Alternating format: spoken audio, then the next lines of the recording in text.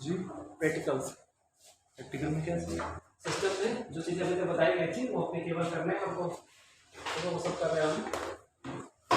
ITR में गया हाँ ITR होता है, PDS सर पेरोल का मैं थोड़ा सा पूछना था क्योंकि हम आएंगे तो आप ही बताइए, अभी आप लोग ये तो बेसिक चल रहा है, जो आप लोग पढ़ सकते हो तो आगे। अभी बताएंगे ना। हाँ सर इसको टैपिक और इंस्टॉल फिर से इंस्टॉल किया हाँ स्टार्ट। तो सर ये नहीं सर कर लिया था, तो जो सर पेरोल जो था ना वो भी उसी में दिखा रहा अंदर जाके वो। ठीक है, अभी आप करेंगे, अभी आपको तो ओके। नॉमिनल अकाउंटिंग, अब नॉमिनल अकाउंट में एक रूल्स की एप्लीकेबल होता है, सर बताया था ना, जिसपे हम लोग जनरल एंट्री को फॉलो करते हैं, जिसपे क्या करते हैं वो जनरल एंट्री को फॉलो करते हैं। ठीक, जनरल एंट्री को फॉलो कैसे करते हैं? ये हमारा हो गया डेबिट, ये हो गया क्रेडिट। जो रूल्स आपने पढ़ा होगा गोल्डन रूल्स, अकाउंट्स का गोल्डन रूल्स क्या होता है? ये अकाउंट्स का होता है जिससे हम जनरल एंट्री को फॉलो करते हैं। पढ़ा है गोल्डन रूल्स अकाउंट में? पढ़ा होगा, ध्यान दें क्या है बताओ। सबसे बेसिक स्ट्रक्चर है गोल्डन रूल्स। डेबिट क्रेडिट, हाँ डेबिट क्रेडिट क्या कैसे, कौन डेबिट होता है कौन क्रेडिट होता है? अच्छा ओ और सर वो था जो डेबिट और कम्स इन क्रेडिट और वो सब। हाँ उसे कहते हैं। तो पर्सनल अकाउंट का रूल्स क्या होता है? जो आपके पास इनकम आ रही है द रिसीवर, रिसीवर, हाँ जो लिख लो, जो रिसीव करने वाला है वो डेबिट साइड होता है, ठीक है, और द गिवर, जो गिवर है देने वाला है वो कहाँ रहता है? क्रेडिट साइड रहता है, ठीक है, पर्सनल अकाउंट में। रियल अकाउंट में क्या है? रियल अकाउंट में है व्हाट कम इन, क्या आ रहा है डेबिट, और क्रेडिट में क्या है व्हाट गोज आउट, क्या जा रहा है, ठीक है। नॉमिनल अकाउंट में क्या है? All expenses and loss debit और ऑल इनकम एंड गेन क्या क्रेडिट। ठीक, ये अकाउंट्स का आपका क्या है? फॉर्मूला है, रूल्स है, जिसपे हम क्या करते हैं? फॉलो करते हैं। क्लियर? ये हो गया क्लियर? ये क्या है? इसी कहते हैं गोल्डन रूल। क्या कहते हैं? Golden rule. एग्जाम में यही अकाउंट्स का बेस है। अगर आपको एंट्री करनी है हाई लेवल पे तो अकाउंट्स का बेस ये है, यहीं से एंट्री आपकी स्टार्ट होगी, ठीक है। अब जैसे हम एंट्री कर ले, जैसे कहते हैं ना जनरल एंट्री, आपकी इसी रूल्स से हमको जनरल एंट्री स्टार्ट होगी। कहते हैं ना एक एंट्री अगर हम लोग ले लें, bank deposit into bank, cash deposit into bank, लिखो डिपॉजिट इनटू बैंक, ठीक, डिपॉजिट इनटू बैंक। क्लियर? अब इसकी जनरल एंट्री क्या होगी? डिपॉजिट इनटू बैंक, ठीक है। सो बैंक को रिसीव हो रहा है, तो रिसीव करने वाला कौन है? बैंक। और बैंक किसमें आता है? पर्सनल अकाउंट में आता है। बैंक किसमें आता है? पर्सनल। कोई भी ऑर्गेनाइजेशन हो, कोई भी कंपनी हो, पर्टिकुलर पर्सन हो, वो क्या आता है? Personal account. बैंक में कैश होगा। बैंक हमारा पर्सनल है ना, हाँ तो पर्सनल का रूल क्या कर रहा है? द रिसीवर डेबिट, जो रिसीव कर रहा है वो डेबिट होगा। तो यहाँ पे बैंक क्या कर रहा है? रिसीव कर रही है, बैंक में जमा हो रहा है, तो बैंक क्या रिसीवर है, तो बैंक क्या हो जाएगी? डेबिट। तो एंट्री क्या होगी? Bank account debit, bank account debit to cash, ये ठीक, ये होगा। दूसरा होगा विथड्रॉ कैश फॉर अकाउंट, अगर हमने बैंक से पैसे निकाले, withdraw cash on account for bank. कोई पॉइंट है क्या हो जाएगा? तो बैंक गिवर है, जस्ट अपोजिट, ऑपोजिट हो जाएगा, बैंक क्रेडिट हो जाएगा, बैंक क्या हो जाएगा? क्रेडिट हो जाएगा। तो cash account B R to bank. Clear? ऐसे सारे और ट्रांजैक्शन होने हैं। ठीक, चलिए ये तो अभी चीजें आगे चलेंगे लोग। अब आते हैं कि रियल में क्या आता है, पर्सनल में क्या आता है, ठीक है, इसकी बात करते हैं। एक स्टेप पे चलते हैं।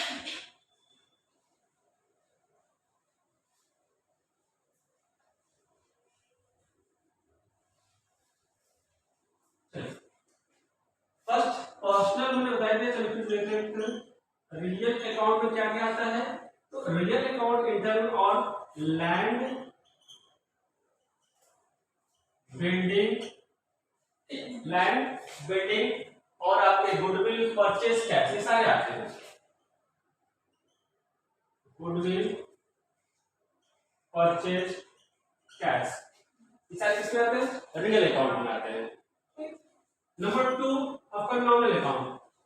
पर्सनल अकाउंट में क्या हमने बता दिया, सप्लायर कस्टमर्स ये हमारे किस में आते हैं? पर्सनल अकाउंट में आते हैं। ठीक, और नॉमिनल अकाउंट में क्या क्या आते हैं हमारे? Salary account, commission, rent.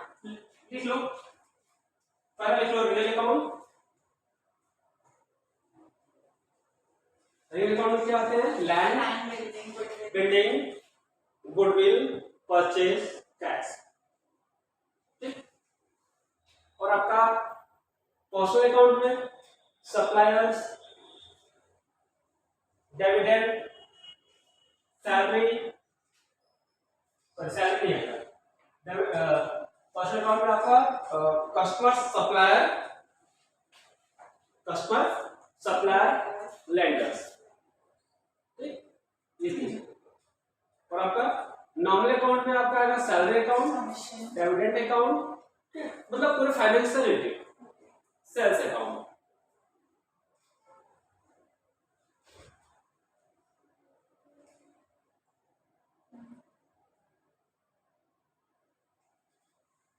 ठीक, अब बात करते हैं हमारे जो अकाउंट्स के फैक्टर्स हैं। अकाउंट में हम क्या क्या एक्टिविटी कर सकते हैं? फैक्टर्स हमारे क्या होते हैं? फर्स्ट हमारा होता है कि हम बिजनेस में एसेट इंक्रीज करते हैं। क्या करते हैं? एक एसेट इंक्रीज करते हैं। दूसरा हम क्या करते हैं? लायबिलिटी होता है, जो बैलेंस शीट की बात कर रहे हैं, एक लायबिलिटी होता है। नंबर 3 हमारा क्या होगा? लायबिलिटी के बाद क्या होता है? एक्सपेंस आएगा। हमारा क्या होता है? या हम पहले इनकम चले या एक्सपेंस चले, इनकम और एक्सपेंडिचर या एक्सपेंस। ठीक, ये वाला इतने हमारे फैक्टर्स हैं, asset, liability, income, expenditure. Account can be broadly classified under the following of group। हम इस ग्रुप के अंडर सारी एक्टिविटीज करते हैं, या तो एसेट होगा, या तो लायबिलिटी होगी, या तो इनकम होगा, या तो एक्सपेंडिचर होगा। क्लियर?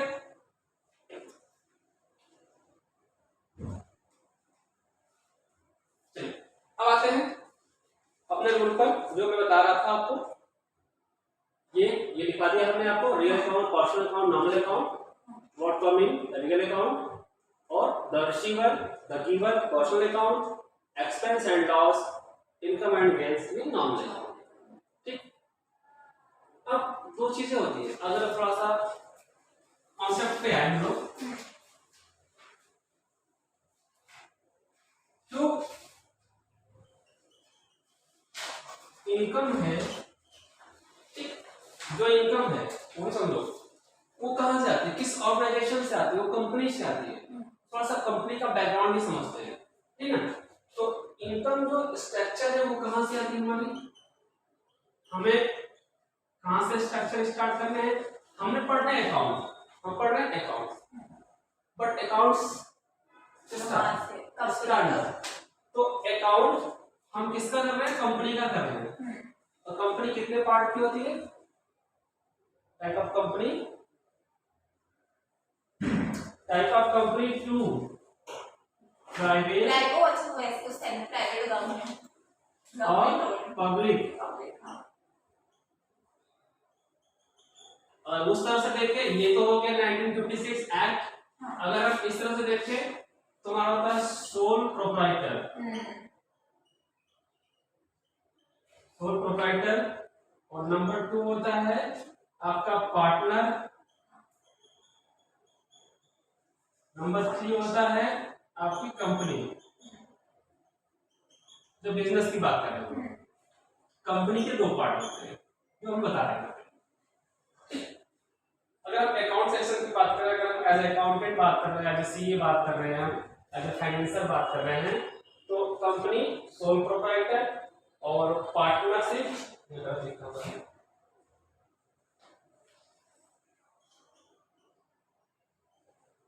पार्टनरशिप और आपकी कंपनी, ठीक है।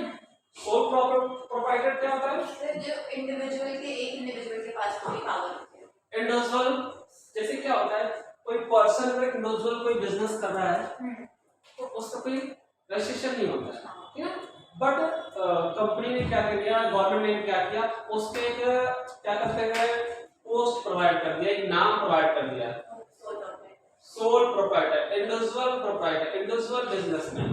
और इंडिविजुअल बिजनेसमैन क्या है, sole proprietor is own for liability, own for income. जो भी इनकम होगी, जो भी लायबिलिटी होगी, वो खुद का ओन करेगा, खुद का ओनर है। उसमें किसी भी पार्टनर से या किसी भी एनी अदर पर्सन का कोई भी इंटरफेयर नहीं है, इन्वॉल्वमेंट नहीं है, ठीक है। ये हो गया सोल प्रोप्राइटर, इंडिविजुअल पर्सन की फॉर्म है, ठीक है, किसी एक इंडिविजुअल फॉर्म में। पार्टनरशिप फॉर्म क्या है? And two people come together. हाँ, पार्टनरशिप ये हो गया आपका 1 या 1 से अधिक, मोर देन, ठीक है, मोर देन 1। अगर हम 1 to 1 की बात करें तो any 2 person organise for 1 companies या partnership form any other works. कोई भी पर्सन किसी भी वर्क को स्टार्ट करने के लिए अगर एक या एक से अधिक पर्सन के साथ स्टार्टअप करता है तो क्या होता है, पार्टनरशिप होता है। और पार्टनरशिप एक्ट पार्टनरशिप एक्ट क्या है, 1932। तो जो इसमें सर इनकम और एक्सपेंसेस शेयर होंगे। हाँ, इसी एक्ट के अंतर्गत जो हमारा पार्टनरशिप डीड बनता है, एग्रीमेंट, ठीक है। जैसे क्या हमारे आपके बीच का क्या है, एक समझौता है। पार्टनरशिप क्या है, हम आपके साथ बिजनेस करना चाह रहे हैं, ठीक है, तो क्या बनेगा, एक एग्रीमेंट। ऐसा कोई लिखा तो है नहीं भाई चलो ठीक है हम कर लेंगे, ओवरऑल बिजनेस तो कुछ है नहीं, हम क्या बनाते हैं, एक पार्टनरशिप डीड बनाते हैं, एग्रीमेंट। उसमें सब कुछ लिखा रहता है कि हम कितने परसेंट इनकम शेयर करेंगे, कितने परसेंट लायबिलिटी शेयर करेंगे, कौन सिग्नेचर ऑफ अथॉरिटी रहेगा, कौन क्या करेगा, सारी चीज हमारी क्या होती है, पार्टनरशिप डीड बोलते हैं उसे, एग्रीमेंट ऑफ पार्टनरशिप डीड, उसमें मेंशन होता है। तो इसके आधार पर हमारा क्या चलता है कि पार्टनरशिप ये चलता है। दूसरा है कंपनी। कंपनी हमारी रजिस्टर होती है 1956 के अंतर्गत, ठीक है। अभी आ गया हमारा 2013 कंपनी ऐसी को वो पहले अमेंडमेंट। तो कंपनी एक्ट 1956 और अमेंडमेंट एक्ट 2013, तो इनकॉर्पोरेट होती है कंपनी। इनकॉर्पोरेट क्या होती है, कंपनी, ठीक है। कंपनी के 2 पार्ट होते हैं, पब्लिक और प्राइवेट। तो अभी हम जो प्रैक्टिस करते हैं वो अधिकतर हम क्या करते हैं, प्राइवेट कंपनी की करते हैं। किसकी करते हैं, प्राइवेट कंपनी, ठीक है। प्राइवेट कंपनी में मिनिमम कितने डायरेक्टर होते हैं, 2 डायरेक्टर होते हैं। प्राइवेट कंपनी में मिनिमम 2 डायरेक्टर होते हैं, ठीक है, मैक्सिमम 200, ठीक। पब्लिक कंपनी की बात कर ले तो मिनिमम 7 और मैक्सिमम नो लिमिट, ठीक, गवर्नमेंट कंपनी में, ठीक है। तो ये हमारा कंपनी का स्ट्रक्चर है। इसी कंपनी के स्ट्रक्चर को हमें क्या करना है, accounts and taxation and financial management, हमें इसी को देखना है। आसान में बुक कीपिंग एंड अकाउंट्स दोनों डिफरेंट है। Book keeping is a recording of business, per day क्या बिजनेस हो रहा है उसको रिकॉर्ड करना बुक कीपिंग होता है। बुक कीपिंग जहां एंड होती है वहीं से अकाउंट स्टार्ट होता है, बुक कीपिंग वहीं से अकाउंट स्टार्ट होता है। जैसे आपने पूरा हिसाब मेंशन करके रख दिया भाई यहाँ से ये आया, यहाँ से ये आया, इतना ही है, ये बुक की हाँ, अब उसके आगे हम उस पर टैक्स कितना बनेगा, कितनी लायबिलिटी बनेगी, क्या कैलकुलेशन करना है, उसके आगे हम अकाउंट्स का काम। ठीक है, नोट करें। नोट कर लो, ऐसे लिखा नहीं, नोट कर लो। कंपनी इलेक्ट्रिसिटी बिल का हेड क्या होगा? इलेक्ट्रिसिटी बिल का लेजर किस तरह का बनेगा? इलेक्ट्रिसिटी आपका एक्सपेंस है, क्या है? Indirect expense. इनडायरेक्ट।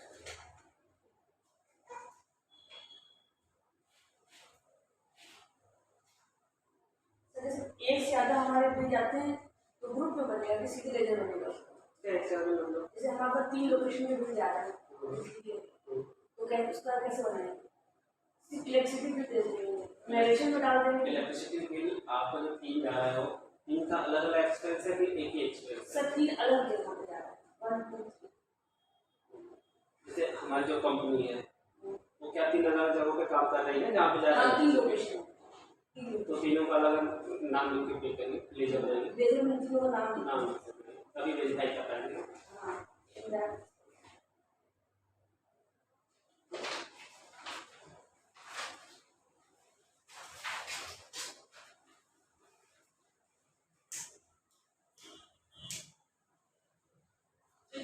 इसमें कुछ पूछना चाहूँगा आप? मैं तो सर अभी तक है, अभी तक क्लियर है? अभी तक ठीक है। तो अकाउंट्स का तो चीज़ सर बहुत ये जो एक्ट्स है, जो अग्रीमेंट्स है, तो इसको भी हाँ मतलब नॉलेज होनी चाहिए, तो इसको डेट्स और ये याद रखनी पड़ेगी।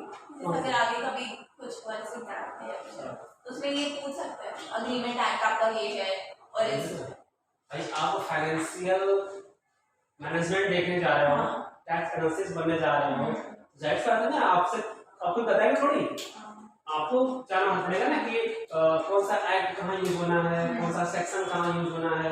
अधिकतर आपका फोकस इनकम टैक्स पे होना चाहिए। अगर फाइनेंशियल मैनेजमेंट में जा रहे हो तो आपका जो फोकस होना चाहिए वो इनकम टैक्स पे होना चाहिए। अकाउंट्स तो ऑलरेडी आपको करके मिलेगा, अकाउंट्स का बंदा आपको करके आपको आपका लेवल क्या है, आपको टैक्सेशन की बात करनी है, आपको फाइनेंशियल मैनेजमेंट की बात करनी है। तो फाइनेंशियल मैनेजमेंट कहाँ होगा? या तो आप अकाउंट्स के सेक्शन को डिवाइड करोगे, कहाँ कुछ इरेस आ रहा है, नतिया कहाँ हो रहा है, फिर बाउंड कहाँ हो रहा है। दूसरा, आप टैक्स कैसे बचाओगे? मैनेजमेंट क्या है? टैक्स बचाना, एक्सपेंस बचाना।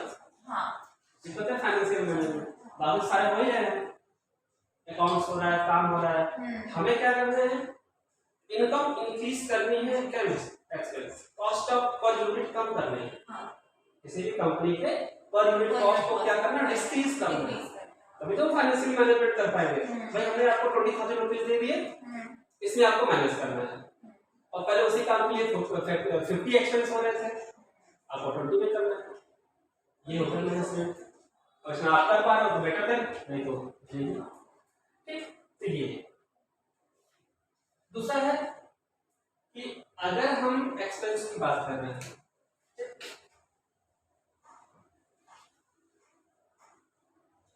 दूसरा समझ लो, अकाउंट्स में जो अकाउंट्स स्टार्ट होता है, ठीक है, उसमें 2 डेट होती है, कितनी? 2 होता है। कौन कौन सी? और अकाउंट्स पूरा वर्क करता है वो होता है फाइनेंशियल ईयर और assessment year. Financial year, assessment year. Financial year क्या होता है? फाइनेंशियल ईयर जो आपने बताया था, कब से कब तक का होता है फाइनेंशियल ईयर? दिसंबर। देखो ऐसा मत करना किसी से, ठीक ना। देखो फाइनेंशियल ईयर हमारा होता है 1 अप्रैल, फर्स्ट अप्रैल कोई भी डेट हो। अभी जैसे हमारा कौन सा फाइनेंशियल ईयर चल रहा है? 2023 24 चल रहा है, हाँ चलो ठीक है। तो अभी ये फाइनेंशियल हमारा स्टार्ट हुआ 23, फर्स्ट अप्रैल से स्टार्ट हुआ। अब ये एंड कहाँ पे होगा? ये एंड होगा 31 मार्च 2024 को। कहाँ एंड होगा? 24 को। ये आपका फाइनेंशियल ईयर, ठीक है।